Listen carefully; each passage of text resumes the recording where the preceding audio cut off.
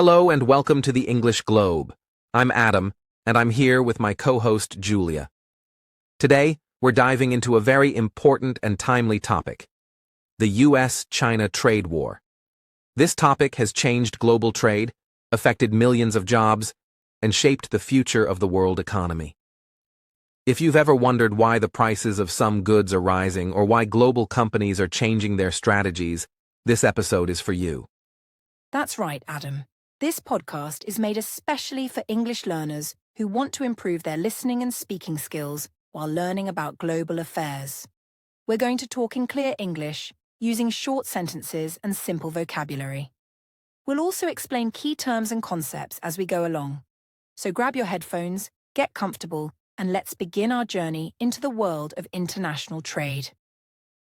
Before we jump into the topic, don't forget to like this video, subscribe to our channel, and turn on the notification bell so you never miss an episode. Also, we'd love to hear from you. Tell us in the comments where you're listening from and what you think about today's topic. Do you believe the U.S.-China trade war helped or hurt the global economy?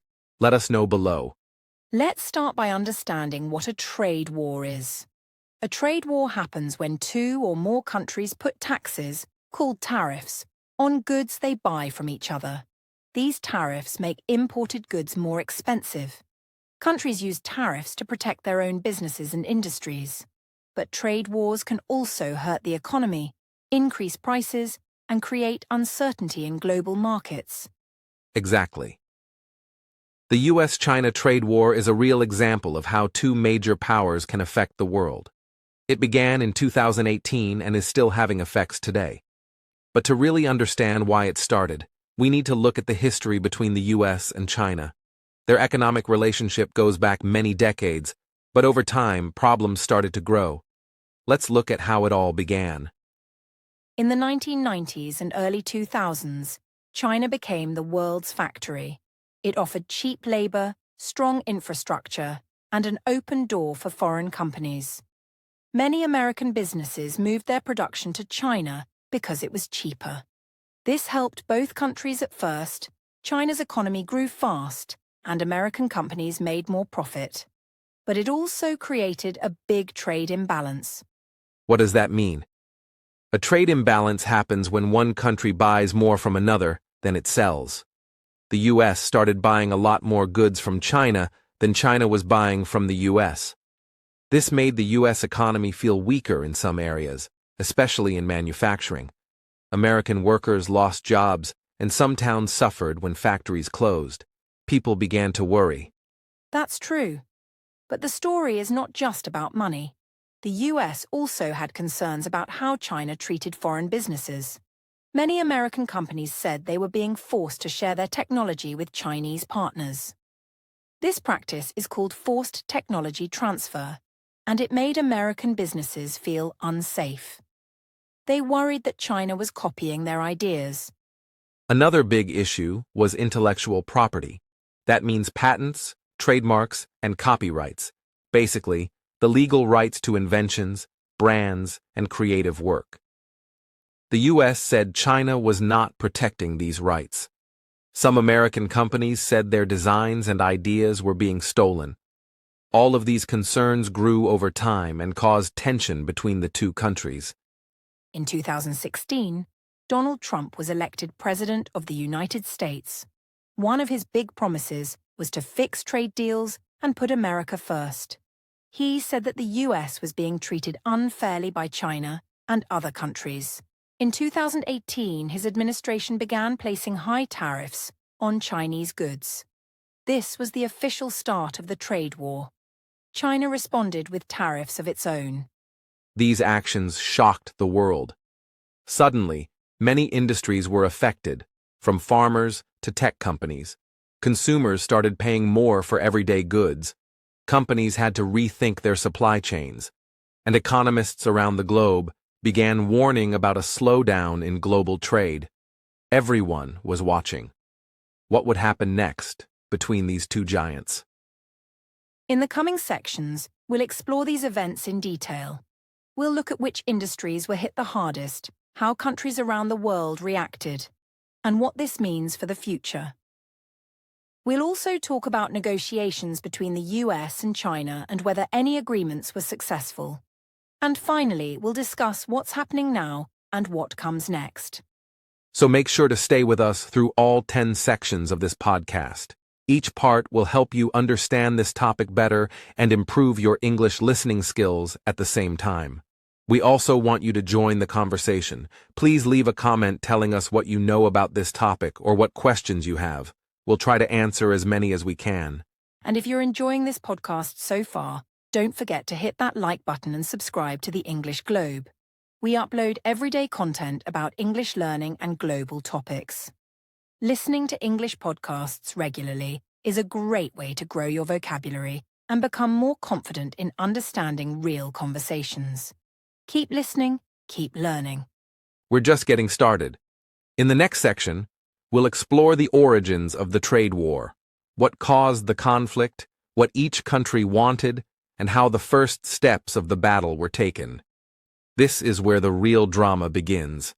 So stay tuned, and we'll meet you in Section 2. To understand how the US-China trade war began, we need to go back to the early 2000s. In 2001, China officially joined the World Trade Organization, also known as the WTO. This marked a turning point in global trade. It gave China access to world markets and allowed its products to flow more easily into the United States and other Western countries. As a result, Chinese exports grew very fast. American companies were excited at first. They saw huge opportunities in China's market. China had cheap labor, a large population, and a growing middle class. This made it an attractive place for manufacturing and investment. Many U.S. firms moved their factories to China to cut costs. Over time, these business decisions helped China become the world's largest exporter. But there was another side to this success. As more factories moved abroad, many workers in the US lost their jobs. Small towns across the country started to suffer. Manufacturing centers that once employed thousands were shutting down. This created economic pain for American families and communities, especially in the Midwest and southern parts of the United States. This growing problem became a major political issue. Lawmakers and economists began to question whether trade with China was fair. The U.S. trade deficit with China was growing each year. A trade deficit means that the U.S. was buying much more from China than China was buying from the U.S. In 2017 alone, the U.S. trade deficit with China was over $375 billion. That number became a symbol for many Americans. It wasn't just about money. It represented lost jobs, closed factories, and what many saw as unfair competition. People started saying that China was gaining too much from trade, while the US was falling behind. Politicians from both parties began calling for stronger action to protect American workers and businesses. Another concern was that China was using government support to help its own companies succeed. This included giving low-interest loans to Chinese firms, offering subsidies, and helping key industries grow faster. The U.S. said this created an uneven playing field. American businesses had to compete without those benefits, which made it harder to succeed. One of the biggest issues was about technology. The U.S. government and companies accused China of forcing foreign firms to share their technology in exchange for market access. This practice, called forced technology transfer, became a major source of tension. US officials claimed that China was using this method to gain high-tech knowledge and weaken American innovation. Intellectual property theft was also a serious concern. American tech companies said their designs and software were being copied or stolen. These accusations weren't new, but they became louder and more public around 2016 and 2017. Many U.S. officials believed China was not respecting international rules for patents and copyrights, especially in the digital world. By the time Donald Trump took office in 2017, pressure had built up. Trump ran on a promise to fix unfair trade deals. He said that the U.S. had been losing to China for too long and that it was time to take action. His administration began investigating China's trade practices and preparing to introduce new tariffs to protect American jobs and industries. The investigation was carried out under a U.S. law known as Section 301 of the Trade Act of 1974. This law allows the U.S. government to respond to unfair trade practices by imposing trade penalties.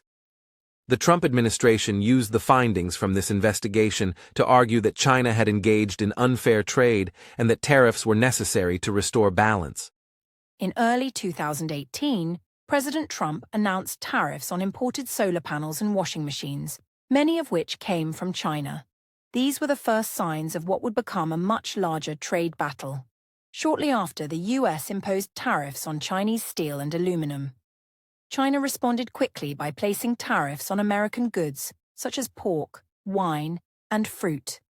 The situation quickly escalated. The U.S. government then announced a list of $50 billion worth of Chinese products that would face new tariffs. These products included everything from electronics to machinery. The Chinese government responded with its own list of American products, including soybeans, automobiles, and airplanes. The trade war had officially begun. At this point, it wasn't just about protecting jobs. It had become a battle of pride, power, and global influence. Both nations were sending a message. The U.S. was saying it would no longer tolerate what it saw as unfair treatment. China was saying it would not be pushed around or bullied by a foreign power. The world watched as these two economic giants clashed. Behind the scenes, talks were happening. Diplomats and trade experts from both countries tried to negotiate solutions. But trust was low, and both sides believed they had the upper hand. The U.S. thought China needed access to American markets. China believed it could survive without the U.S. and find new trading partners. Neither side wanted to look weak. The early rounds of tariffs affected hundreds of billions of dollars in trade. Businesses started feeling the impact. American farmers were hit hard when China stopped buying soybeans. Tech companies faced higher costs for parts made in China. Consumers noticed price increases on products like electronics, clothing, and home appliances. Uncertainty spread fast. This was just the beginning of what would become a long and complicated trade war. Over the next few years, both countries would continue adding tariffs, removing some, and trying to make deals. But even during negotiations, tensions remained high. The trust between Washington and Beijing had been broken, and it would take time to rebuild. The origins of the trade war weren't just economic, they were deeply political. It was about national identity, sovereignty, and the future of global leadership. Both the US and China were trying to protect their own interests while sending a message to the world: we are strong, and we will defend our economy. These early steps set the tone for everything that followed. Now that we've looked at how the trade war began, it's time to explore what happened when the first waves of tariffs were put in place. Who was affected the most? What did businesses do to survive? And how did these changes start to reshape the global economy? We'll explore all of that in the next section, so stay with us as we continue our deep dive. As tensions between the United States and China grew stronger, the world watched closely to see what each country would do next. In early 2018, President Trump officially introduced tariffs on Chinese goods. The first major move included $34 billion worth of Chinese imports. These products were chosen carefully and included machinery, electronics, and parts used in American factories.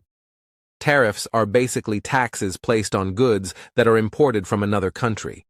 When these taxes are added, the cost of the product goes up.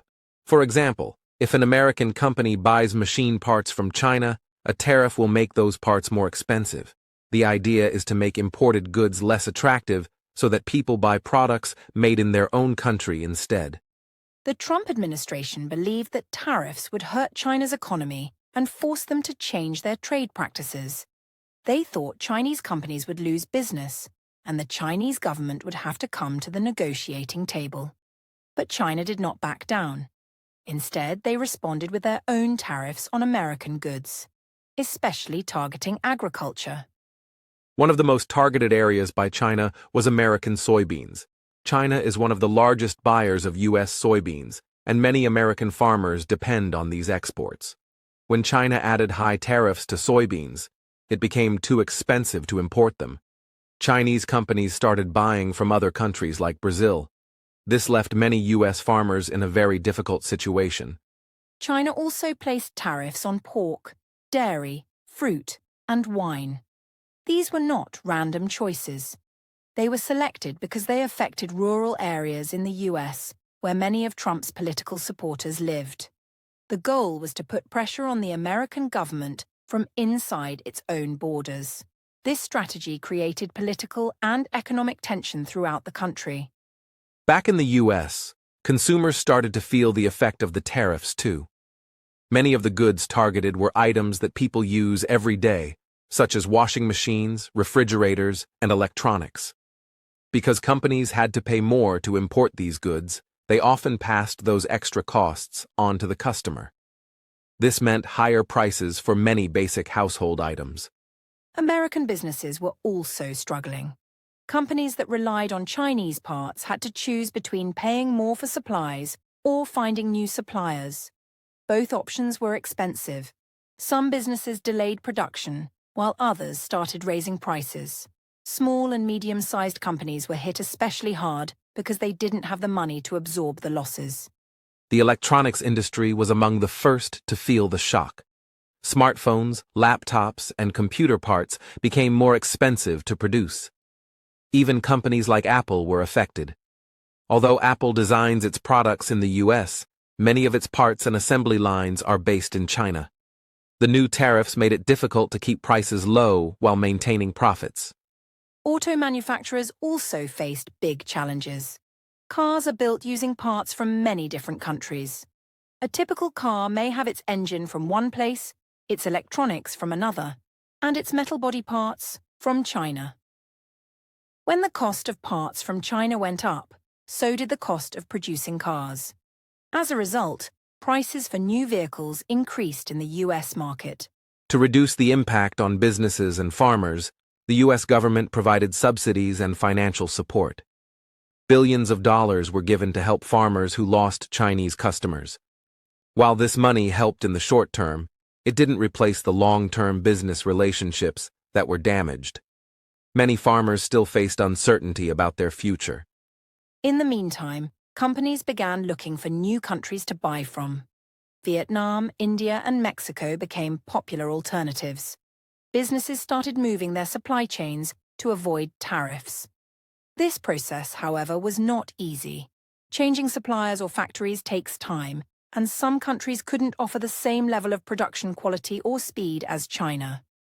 Some economists supported the tariffs and believed they were necessary to stop unfair trade. They argued that the short-term pain would lead to long-term gains. Others disagreed. They said the tariffs were a form of economic self-harm and that both countries were suffering. According to many studies, the cost of the trade war was being paid by American businesses and consumers. One of the surprising effects was on the stock market. Whenever new tariffs were announced, investors reacted immediately. Stocks would go up or down depending on the news. This created a sense of instability. Businesses weren't sure what would happen next. They couldn't plan for the future because the rules kept changing. This uncertainty slowed down growth. As the trade war continued, the list of affected goods grew larger. The U.S. introduced more tariffs, bringing the total value to over $360 billion in Chinese imports. China responded with tariffs on over $110 billion in U.S. products. The tit-for-tat continued. It became clear that both economies were deeply connected and that hurting one would also hurt the other. The World Trade Organization, WTO, watched the situation with concern.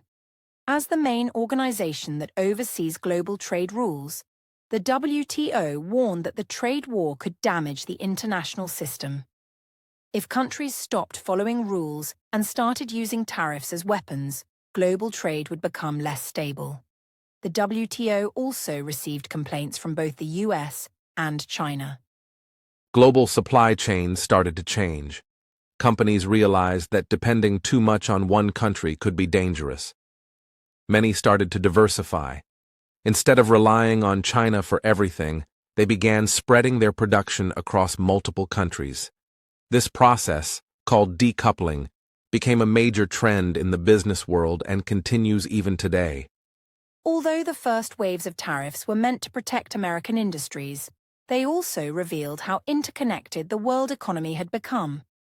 It wasn't easy to separate one country's economy from another. Businesses had to adapt quickly, and some found new opportunities. Others struggled to survive in a more expensive and uncertain market. The first year of the trade war ended with both countries locked in a standoff. Each side had introduced heavy tariffs, and both economies were feeling the pressure. The U.S. economy was still growing, but signs of stress were appearing. China's economy, too, began to slow down. Leaders in both countries knew that the situation could not go on forever without serious consequences. As we move deeper into the story of the US-China trade war, the next major chapter involves the international response. How did the rest of the world react? Did other countries take sides, or did they benefit from the conflict? In the next section, we will explore how global markets, trade partners, and alliances were impacted by this economic showdown. As the US and China locked horns in their escalating trade war, the rest of the world began to feel the ripple effects. Global markets, businesses, and governments closely monitored every move. Though the conflict was between just two countries, the shockwaves spread far beyond Washington and Beijing. It became a global issue, affecting trade routes, stock markets, supply chains, and diplomatic relations. One of the first global effects was increased uncertainty in the financial markets. Investors around the world began reacting sharply to every new announcement. Stock exchanges in Europe, Asia, and the Americas fluctuated wildly depending on the trade war headlines. A tweet from a political leader or news of new tariffs could cause billions of dollars to be gained or lost in just hours. Major multinational companies were among the most affected. Firms that operated in both the US and China found themselves in the middle of a conflict they could not control. Companies like Apple, General Motors, and Boeing relied on smooth trade between the two nations. As barriers went up, these corporations had to make fast and costly decisions to protect their operations.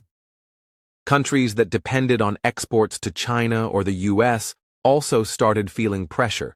For example, Germany, known for its automobile exports and machinery, faced reduced demand from China.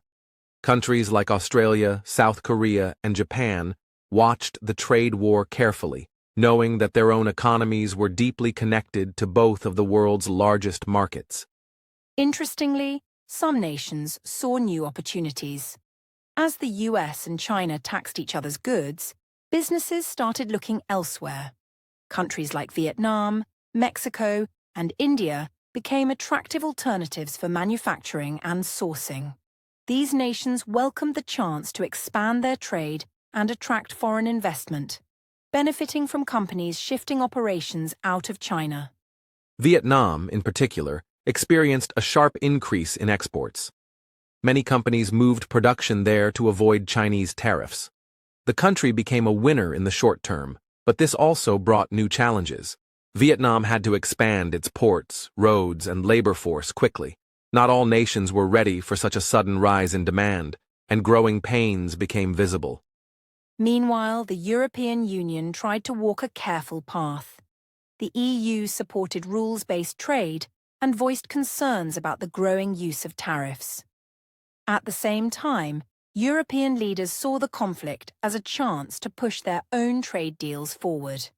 They hoped to become a stabilizing force while avoiding getting dragged into the economic fight between the US and China. One significant outcome of the trade war was the damage to global supply chains. These networks are incredibly complex. A single product like a smartphone may have parts from 10 different countries, including processors from Taiwan, screens from South Korea, and assembly in China. Disrupting this chain caused confusion, delays, and higher costs across industries. Shipping routes were affected too, with trade slowing between the US and China ports saw reduced activity. Fewer goods were being transported across the Pacific Ocean. Shipping companies had to change routes, cancel voyages, and deal with unused cargo space. This had an impact on fuel consumption, transportation jobs, and even insurance markets. Emerging markets were hit in unexpected ways. Countries in Africa and Latin America that exported raw materials to China saw a drop in demand. As China slowed down its manufacturing, it needed fewer metals, oil, and agricultural products. This put pressure on economies that were already fragile. Some nations struggled with debt, currency depreciation, and slower growth.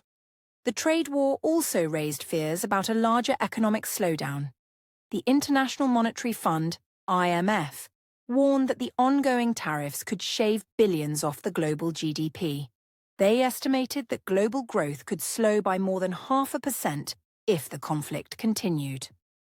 Central banks began cutting interest rates, trying to support their economies before the damage worsened.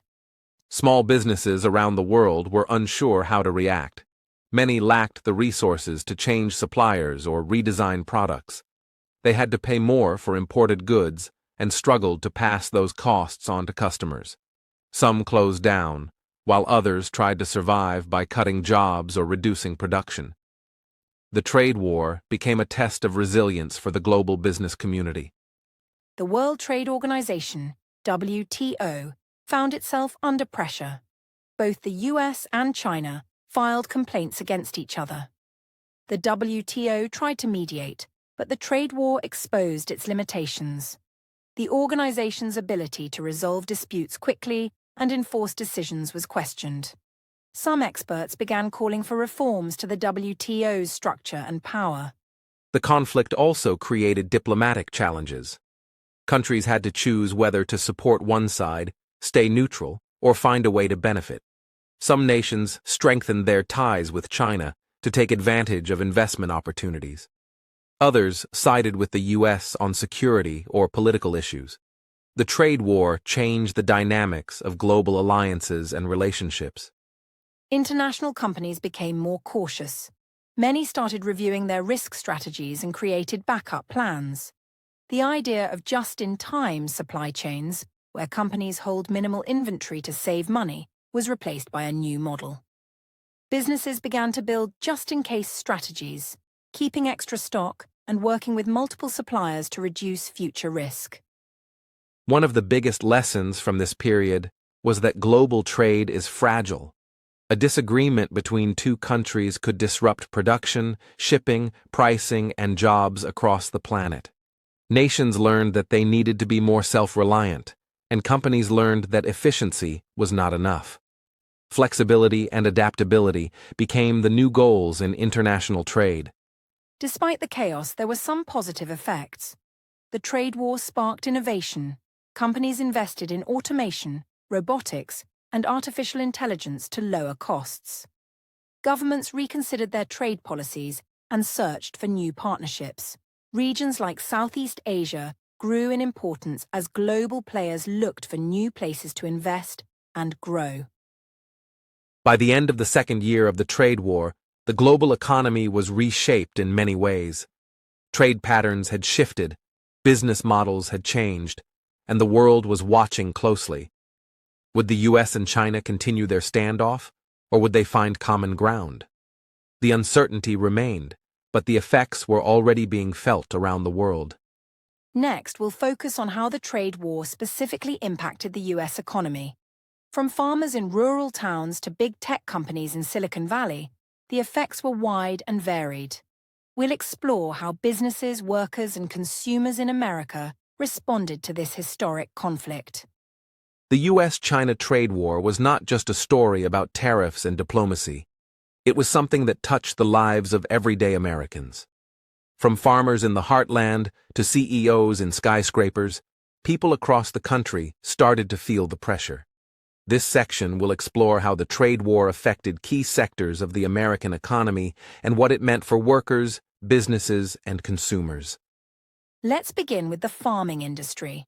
When China placed retaliatory tariffs on US agricultural goods, American farmers felt the blow almost immediately. China had been the largest buyer of US soybeans, purchasing billions of dollars worth each year. When those exports stopped, warehouses filled up and prices dropped sharply. Many farms were pushed to the edge of bankruptcy. Soybean farmers weren't the only ones hit. Pork producers, dairy farmers, corn growers, and fruit orchards all saw demand fall from China. For years, these farmers had built strong relationships with Chinese buyers. Suddenly, those ties were broken. Selling to new markets wasn't easy. The infrastructure, contracts, and trust had taken years to build and could not be replaced overnight. To help struggling farmers, the US government created a large aid package. Billions of dollars were paid out through the Department of Agriculture. Farmers received direct payments meant to make up for their losses. While this brought short-term relief, many in the farming community felt uncertain. They didn't want handouts. They wanted reliable trade and open markets. Next, let's look at the manufacturing sector. Many U.S. factories rely on parts imported from China. When tariffs increased the cost of these parts, American manufacturers had to make tough choices. Some raised prices, others reduced production, and some even laid off workers. Medium-sized businesses, which lacked deep cash reserves, were the most vulnerable. Automobile manufacturers were among the hardest hit. A modern car can contain thousands of parts, and many of those come from China. From steel components to electronic systems, costs went up. As a result, cars became more expensive to produce, and companies had to adjust their pricing. This affected not only automakers, but also dealerships and customers. Small businesses across the U.S. also suffered. Many import tools, materials, or finished products from China. When costs increased, these businesses couldn't compete. Some tried to find new suppliers, but alternatives were often more expensive or less reliable. In many cases, small firms absorbed the costs themselves, which lowered profits and stifled growth. Consumers eventually felt the impact too. As businesses passed on higher costs, prices began to rise. Everyday goods like furniture, electronics, toys, and clothing became more expensive. For families already living paycheck to paycheck, even small price increases made a difference. The trade war turned into a kind of invisible tax on the average American household. In technology, the effects were particularly complex.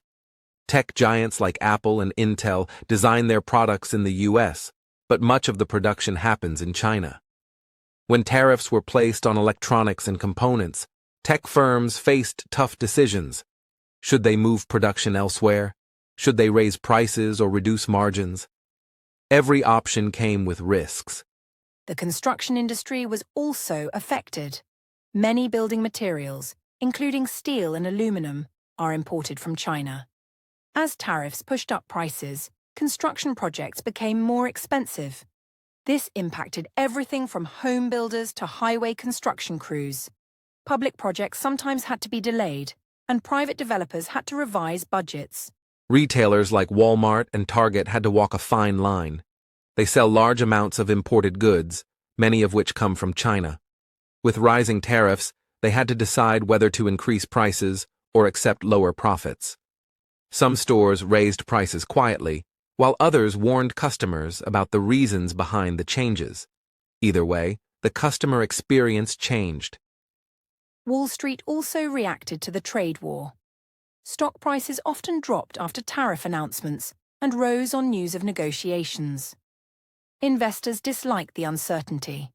Companies that did business with China saw their shares fall. In contrast, companies focused on domestic markets were less affected. The trade war divided the market into winners and losers based on global exposure. Financial institutions worried that the trade war could lead to a broader economic slowdown. Banks held back on lending, and businesses delayed investment decisions. The Federal Reserve even adjusted its interest rate strategy in response to the uncertainty. Economic indicators began to show slower growth, especially in sectors closely tied to international trade. Despite all this, some areas of the US economy showed resilience. Unemployment remained low in 2019, and consumer spending stayed strong for a while. The government pointed to these signs as proof that the US could withstand the pressure. But many economists warned that the long-term effects of the trade war might not be visible right away. One surprising development was the increased awareness of supply chains. Before the trade war, few Americans thought about where their products came from. The conflict forced consumers, businesses, and policymakers to think more critically about globalization. Terms like offshoring, reshoring, and supply diversification became common in boardrooms and newsrooms. Politically, the trade war became a central issue. Some Americans supported it, believing that China needed to be challenged. Others criticized it as a costly and ineffective strategy.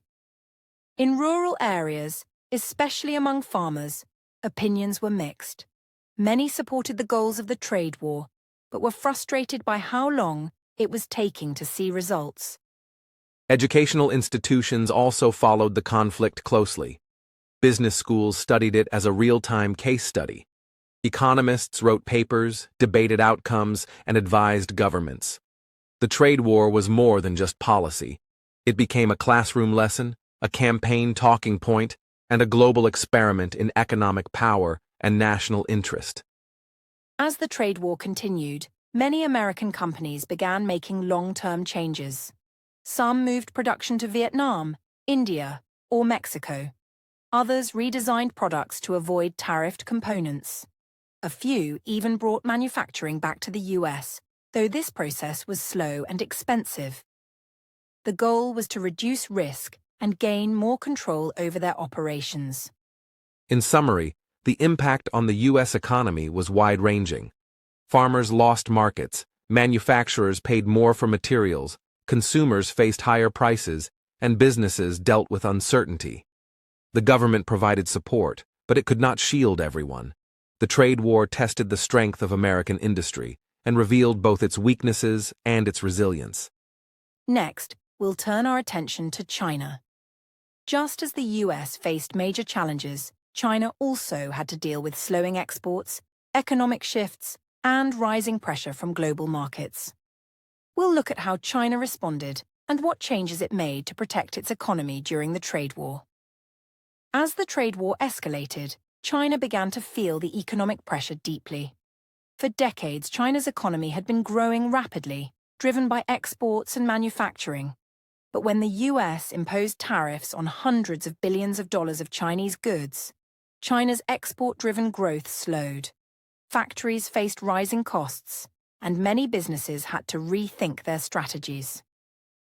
China's GDP growth rate, which had been near double digits for years, started to decline.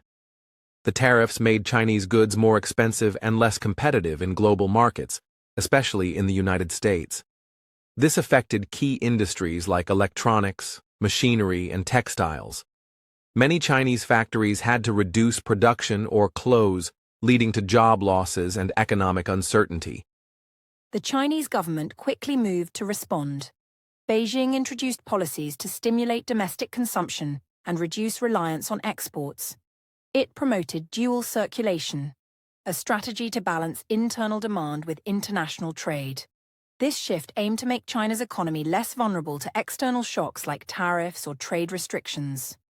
In addition, China increased government spending on infrastructure projects, such as roads, railways, and new industrial zones. These investments helped create jobs and boost local economies. The government also lowered some taxes and fees for businesses to ease their financial burdens. These measures were designed to stabilize growth and maintain social stability during difficult times. One of the most affected sectors was China's technology industry.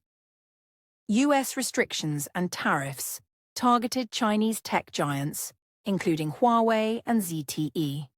The US banned many American companies from selling to Huawei, citing national security concerns. This forced China to accelerate its efforts in developing homegrown technology to reduce dependence on US suppliers. Huawei, once a symbol of China's global tech ambitions, faced significant challenges. The company had to find alternatives to American chips and software. This pushed China to invest heavily in semiconductor manufacturing and software development. The government made innovation and self-reliance central themes in its economic policy. China also strengthened its trade relationships with other countries. The Belt and Road Initiative, China's massive infrastructure and trade project across Asia, Africa, and Europe, gained new importance. By building roads, ports, and railways, China aimed to create new markets and reduce its economic dependence on the West. The trade war also led to currency fluctuations. The Chinese yuan lost value against the US dollar several times during the conflict. A weaker yuan can make Chinese exports cheaper and more attractive, partially offsetting tariffs. However, it also raised concerns about capital outflows and financial stability within China's banking system. In the short term, Chinese consumers saw some effects as well. Prices for imported goods increased. Some companies faced shortages or higher costs for raw materials. This impacted both manufacturers and everyday shoppers. However, China's large domestic market helped cushion some of the economic shocks. The trade war also prompted China to reform its economic policies. The government worked on improving the legal environment for intellectual property rights, hoping to reduce one of the major complaints from the US and other trading partners. Progress was slow but signaled China's willingness to adapt in some areas. Despite these efforts, economic growth slowed. In 2019 and 2020, China's GDP growth rate fell to its lowest level in decades. The pandemic added further challenges. However, China's economy showed resilience by recovering faster than many others, helped by government stimulus and strong exports to markets beyond the US. Social impacts also became apparent. Job losses in manufacturing regions caused concern. The government increased support for unemployed workers and launched programs to retrain them. Maintaining social stability remained a top priority during this period of uncertainty. The trade war revealed vulnerabilities in China's growth model. Heavy reliance on exports and foreign technology made the economy sensitive to external shocks. China's leadership recognized the need for reforms to promote innovation, domestic consumption, and sustainable development. Looking ahead, China continues to pursue economic self-reliance. It invests heavily in advanced technologies such as artificial intelligence, 5G networks, and green energy. The trade war accelerated this push, making innovation and independence central themes in China's future growth plans. Overall, the trade war had a profound impact on China's economy. It slowed growth, forced policy shifts, and changed China's place in the global economic order. While China adapted quickly, many challenges remain, and the effects of this conflict will shape the world economy for years to come. In our next section, we will explore the details of the trade negotiations and the Phase 1 agreement between the US and China. We will discuss what each side promised, the deal's successes and failures, and how it shaped the ongoing relationship between these two economic giants. After months of escalating tariffs and growing economic tension, both the US and China realized that continuing the trade war without limits could harm their economies significantly. To avoid a prolonged conflict, they began negotiating to find common ground. These talks were complex, involving many issues such as tariffs, intellectual property, technology transfers, and market access.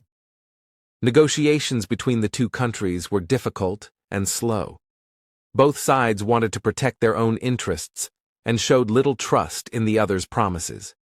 Meetings were held at various levels, between trade representatives, government officials, and even leaders of both nations. The public followed closely, hoping for progress that could ease tensions.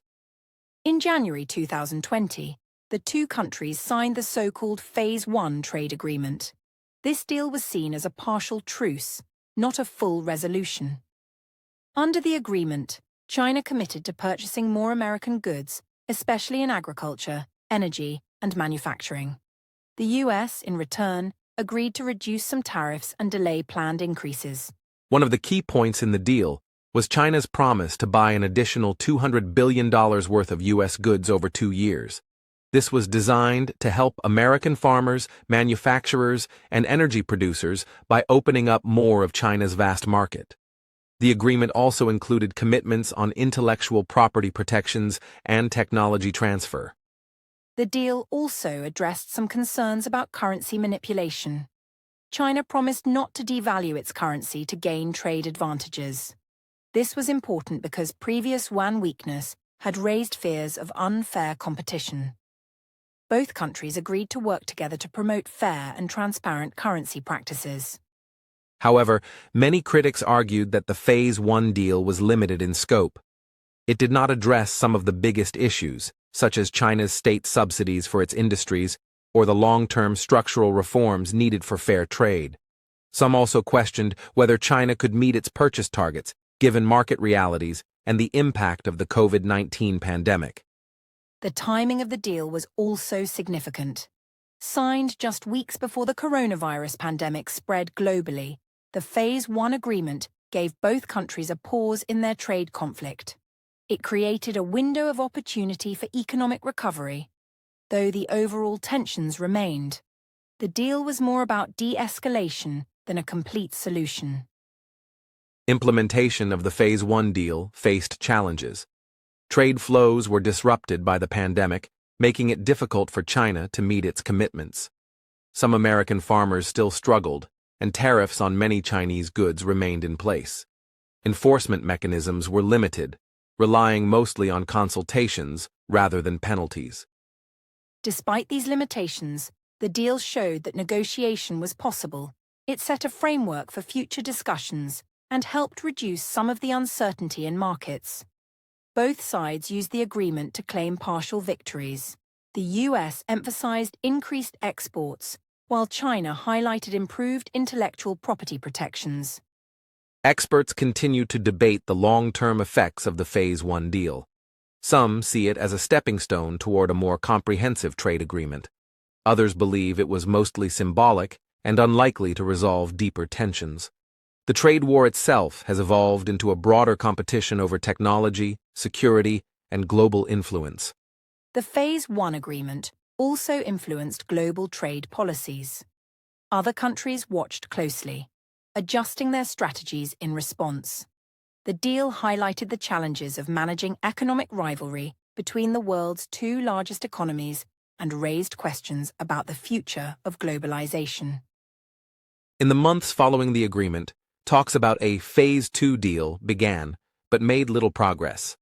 Many difficult issues remained unresolved. As political situations changed in both countries, the trade relationship became part of a larger geopolitical rivalry involving technology bans, security concerns, and diplomatic conflicts. Looking ahead, the legacy of the Phase 1 deal is mixed. It temporarily reduced tensions but did not end the trade war. It forced both countries to confront tough economic questions and recognize their interdependence. The agreement also demonstrated the limits of traditional trade negotiations in an increasingly complex global environment. Understanding these negotiations helps us see how economic policy is connected to diplomacy and national strategy. The trade war is not just about goods and tariffs, it's about power, influence, and the future shape of the world economy. Both the US and China are still learning how to balance competition and cooperation. In the next section, we will explore how the trade war affected technology industries and the growing competition for global tech leadership. This topic is crucial because technology plays a central role in economic growth and national security for both countries. Technology quickly became one of the most critical battlegrounds in the US-China trade conflict. Both countries recognize that leadership in technology is essential for economic growth, national security, and global influence. The competition focuses on areas such as telecommunications, artificial intelligence, semiconductors, and 5G networks. This tech rivalry has deepened tensions beyond traditional trade issues. The U.S. government took a particularly strong stance against Chinese technology firms it saw as security risks. Huawei, the world's largest telecom equipment maker, became a major target. The U.S. imposed strict export controls, preventing American companies from supplying key components like chips and software to Huawei. This disrupted Huawei's global business and sent a warning to other Chinese tech firms.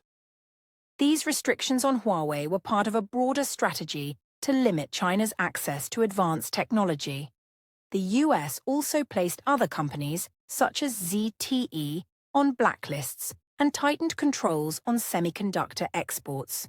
Semiconductors, or chips, are the heart of modern electronics, and control over chip technology became a crucial point of tension between the two countries. China, in response, launched massive efforts to develop its own semiconductor industry. The country invested billions of dollars to build chip manufacturing plants and support local innovation. The goal was to reduce dependence on foreign technology and create a self-sufficient supply chain. However, catching up in this field is difficult and will take many years. Artificial intelligence and 5G technology are also central to the tech rivalry. The US sees leadership in these fields as essential for future economic competitiveness and military advantage. China aims to become a global leader by 2030. This race has led to increased investment in research, as well as concerns over intellectual property theft and technology transfer. Trade restrictions affected not only companies, but also global research collaborations. Universities and research centers in both countries faced new challenges as visas and funding became more restricted. This disrupted the free flow of knowledge and talent, which had helped both nations advance their technological capabilities for decades. Tech companies on both sides faced tough decisions. Many American firms had to navigate new regulations that limited their business with China. At the same time, Chinese companies sought new partners and markets outside the US. The global technology supply chain became more fragmented as companies tried to avoid tariffs and regulatory risks. The U.S. also increased scrutiny of foreign investments in technology sectors. The Committee on Foreign Investment in the United States, or CFI-US, was empowered to review and block deals that could threaten national security. This created a more challenging environment for Chinese investors and firms seeking to acquire American technology assets. Meanwhile, China worked to improve its intellectual property laws and enforcement.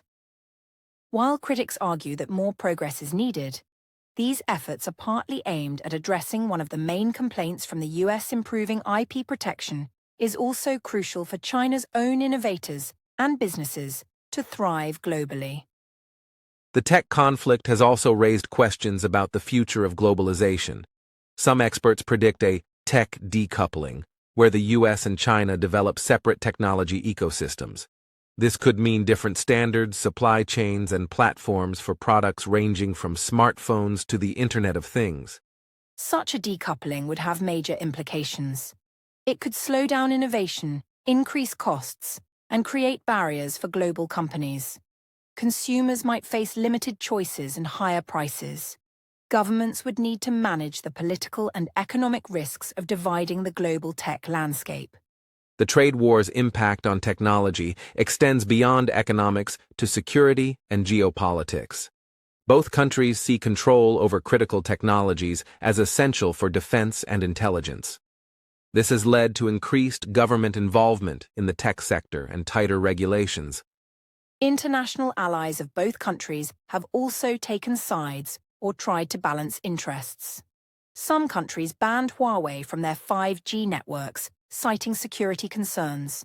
Others continued to work with Chinese firms, seeking economic benefits.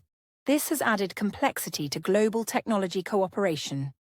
Looking ahead, technology will remain at the heart of US-China competition. Both nations are investing heavily in research and development, education, and infrastructure. The outcomes will shape not only their own economies, but also the future of global innovation and security. The US-China trade war did more than reshape economic ties. It also transformed political relationships. As tensions rose, diplomatic efforts became more complicated. The conflict affected not only bilateral relations, but also global diplomacy. Countries worldwide had to reconsider their alliances and strategies as they navigated the evolving landscape shaped by this economic struggle. For the United States, the trade war was part of a broader strategy to counter China's growing influence. The U.S. government linked economic policies with national security concerns, viewing China as a strategic competitor. This shift marked a change from previous decades when economic engagement was seen as a path to cooperation and integration. China, on the other hand, viewed the trade war as a challenge to its rise. Beijing emphasized sovereignty and the need to protect its development model. The Chinese leadership framed the conflict as resistance to unfair external pressure. This rhetoric helped rally domestic support and strengthen nationalism, even as the economy faced difficulties. International organizations, such as the World Trade Organization, faced challenges during the trade war. Both the U.S. and China questioned the effectiveness of these institutions. The U.S. criticized the WTO for being slow and ineffective, while China saw it as a platform for defending its rights. The trade conflict exposed weaknesses in the global trade system.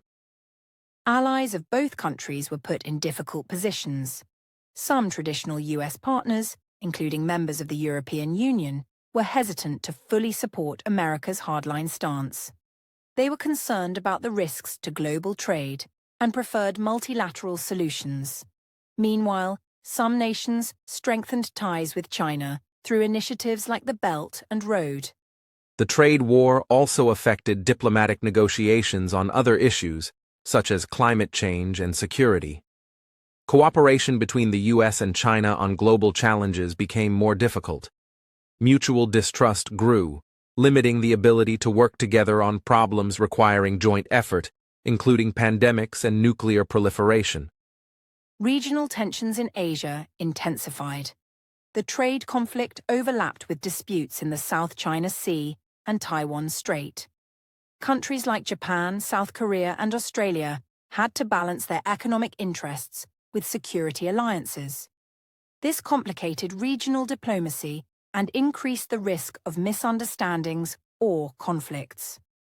The U.S. expanded partnerships in the Indo-Pacific region as part of its strategy to counter China. Initiatives like the Quad, involving the U.S., Japan, India, and Australia, gained prominence. These alliances focus on security, infrastructure, and economic cooperation, reflecting a geopolitical response to the trade war and China's influence. China responded by deepening ties with Russia and other countries skeptical of U.S. influence. These partnerships cover energy, military cooperation, and technology. Beijing's diplomatic approach emphasized multipolarity, seeking to reduce reliance on the West and build alternative global networks. Trade disputes increasingly became tools of diplomacy and political signaling.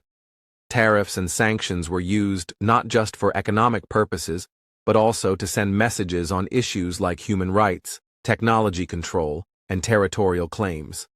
This blurring of economics and politics complicates efforts to resolve conflicts peacefully.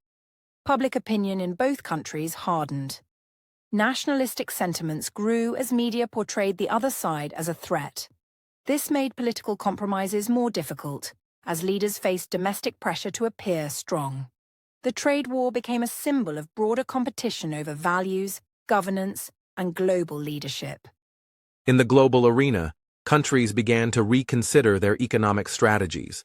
Diversifying trade partners, strengthening regional agreements, and investing in resilience became priorities. The trade war underscored the risks of overdependence on any single country and the importance of economic security in foreign policy. The political fallout also affected international business confidence. companies faced greater regulatory risks and uncertainty, influencing decisions on investment and expansion. Governments had to balance national interests with the need to attract foreign capital and maintain economic growth. Diplomatic channels between the U.S. and China remained open but cautious. High-level meetings and dialogues continued, focusing on areas like trade, climate, and security. However, trust was limited, and progress was slow. Both sides prepared for a long-term competition rather than quick resolution. The trade war's political and diplomatic consequences remind us that economics cannot be separated from power and ideology. Understanding these dynamics is essential to grasp the full impact of the conflict. It shapes how countries interact today and how future global challenges may be addressed. In our final section, we will look at the future outlook of U.S.-China relations. We'll discuss possible scenarios, challenges ahead, and the opportunities for cooperation despite rivalry. The story of this trade war is still unfolding, with many lessons for the world. As we reach the conclusion of our deep dive into the US-China trade war, it's clear that this conflict has reshaped global economics and politics in profound ways. Looking ahead, the relationship between these two powerful nations remains complex and uncertain. While competition will likely continue, the future also holds possibilities for cooperation on shared challenges. Several scenarios could unfold in the coming years. One possibility is continued rivalry, where both countries compete aggressively in trade, technology, and influence. This could lead to further fragmentation of global markets and alliances. Businesses and governments would have to adapt to a more divided world economy, facing new risks and challenges daily. Alternatively, both nations might find ways to manage their competition through negotiations and agreements. While a full resolution of their differences seems unlikely soon, targeted cooperation in areas like climate change, public health, and nuclear security remains essential. Finding common ground in these areas could build trust and reduce tensions over time. The global community plays an important role in shaping the future of U.S.-China relations. Other countries can act as mediators, economic partners, or strategic allies. Regional organizations and multilateral institutions will be tested as they try to navigate this complex landscape. Their success or failure will influence global stability and prosperity. For businesses, the key will be flexibility and resilience. Companies must continue diversifying supply chains, investing in innovation, and engaging with multiple markets. The trade war has taught us that reliance on a single country or region can be risky. The ability to adapt quickly to geopolitical changes will be crucial for success. Innovation remains a driving force. Both countries are heavily investing in technology, education, and infrastructure. This competition could spur breakthroughs in artificial intelligence, renewable energy, biotechnology, and more. The benefits of innovation can be shared globally if cooperation is pursued alongside rivalry. At the same time, managing risks is vital. Cybersecurity, intellectual property protection, and fair trade practices will continue to be hot topics. Policymakers need to balance national interests with global economic integration. Striking this balance is difficult, but necessary to avoid escalating conflicts that harm all parties. The role of diplomacy cannot be overstated. Open dialogue, transparency, and trust-building measures are essential for reducing misunderstandings and managing disputes. The U.S. and China will need to develop mechanisms for peaceful competition and crisis management to prevent accidental escalation. Public opinion and leadership will also influence the future. Educating citizens about the complexities of global trade and international relations can foster more informed debate and policymaking. Leaders on both sides must consider long-term consequences beyond immediate political gains to promote sustainable relations. Ultimately, the U.S.-China trade war is a defining story of the 21st century. It challenges us to rethink globalization, economic interdependence, and the balance of power. The lessons learned will shape not only these two nations, but also the broader international order for decades. Thank you for joining us on the English Globe for this detailed exploration of the US-China trade war. We hope this podcast has helped you understand the complexity and significance of this historic conflict. Please share your thoughts in the comments and let us know what topics you'd like us to cover next. Don't forget to like this video and subscribe to the English Globe to stay updated on our latest podcasts. We appreciate your support and look forward to bringing you more insightful discussions. Until next time, stay curious and keep learning English with us.